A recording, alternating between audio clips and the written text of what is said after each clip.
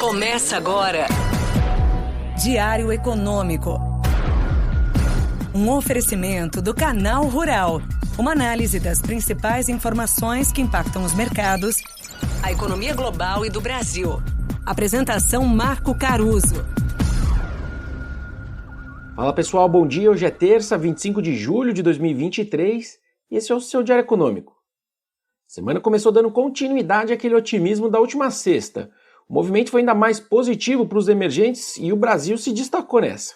O dólar aqui caiu perto de 1% e fechou no menor nível desde maio do ano passado, influenciado mais uma vez pelo avanço das commodities. As agrícolas, por exemplo, subiram outros 3%, com os grãos avançando 5%, impulsionados por mais alguns ataques da Rússia à Ucrânia e pelas respostas da Ucrânia também. De um lado, então, a Rússia agora destruiu armazéns de grãos ucranianos no rio Danúbio. Semana passada, vocês lembram que o alvo foram os portos marítimos. Essa infraestrutura ao longo do rio era uma rota alternativa, então, de exportação desde que eles atacaram ali os portos. E aí, em resposta, 2 drones colidiram com prédios em Moscou e mais de uma dúzia deles também tinham como alvo a Crimeia. A Ucrânia geralmente não assume as responsabilidades por ataques assim, mas um alto funcionário ali do governo sugeriu fortemente que veio de Kiev, de fato, essa resposta. Uma guerra, deixando bem claro, é sempre uma notícia ruim. Mas também é fato que as economias produtoras e exportadoras de grãos, como a nossa aqui no Brasil, têm sim se beneficiado economicamente dos efeitos do conflito sobre os preços, nesse caso das commodities. Eu lembrei vocês, uns episódios atrás, que foi mais ou menos um mês depois que a Rússia começou a invasão, ano passado, que o nosso real foi bater aqueles 4,60. Fora isso, outro ponto relevante aqui é o vai e vem sobre o clima nos Estados Unidos, tal do weather market. As condições da safra americana estão estáveis agora, depois de uma sequência de melhoras ali desde o final de junho, só que nos próximos dias o meu querido cinturão do milho deve enfrentar uma onda de calor classificada como severa pelos meus amigos especialistas nesse mercado. A esperança, de qualquer forma, é que não dure muito tempo e já alivie no começo de agosto. Enfim, vai e volta, né?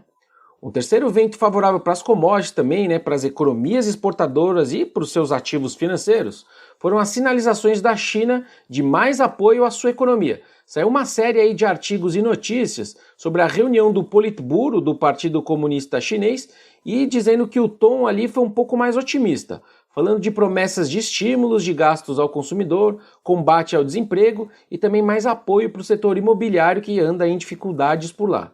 E aí o minério de ferro, por exemplo, reverteu queda e o Ibovespa fechou o pregão no maior patamar também em mais de um ano. E aí nem o governo nosso aqui conseguiu estragar essa festa da Bolsa. O ministro da Fazenda, Fernando Haddad, confirmou que vai propor o fim dos juros sobre capital próprio, o famoso JCP, como uma das medidas para tentar aumentar a arrecadação e ajudar a equilibrar o orçamento do ano que vem. Para quem ainda não foi apresentado, então, o JCP é uma forma de distribuição de lucros de empresas de capital aberto que é isenta de imposto de renda.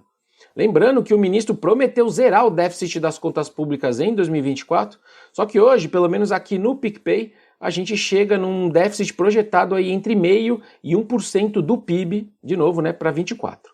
Segundo a turma que faz análise setorial de ações, os papéis mais prejudicados pela medida seriam bebidas, telecomunicações e bancos, justamente as maiores quedas de ontem. Falando agora da agenda econômica de hoje, a minha atenção vai direto ali para a prévia do IPCA de julho, que sai daqui a pouco às 9 horas. O consenso da Bloomberg chegou numa deflação de 0,02% para esse número, só que a gente aqui acabou ficando acima com 0,04% positivo. Esse é o último IPCA antes da decisão do Copom de agosto. Então, apesar do número só não ser tão relevante para o BC, uma andorinha não faz verão no caso da inflação também, aos olhos dos juros, o mercado vai caçar motivos para discutir se eles cortam 25 ou 50, a Selic. Vamos ver então o comportamento dos núcleos que são mais sensíveis aos juros e economia, como serviços dentro desse IPCA, que são justamente os índices que o BC tem dado maior atenção. Nos preços de ontem, o mercado já estava colocando 2/3 de chance do Copom começar reduzindo 50.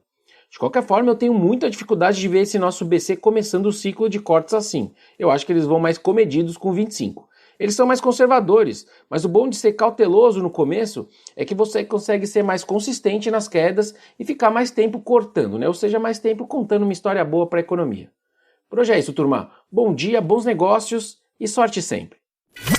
Você ouviu Diário Econômico, um oferecimento do Canal Rural. Uma análise das principais informações que impactam os mercados, a economia global e do Brasil. De segunda a sexta, às 6 da manhã, no Spotify e YouTube.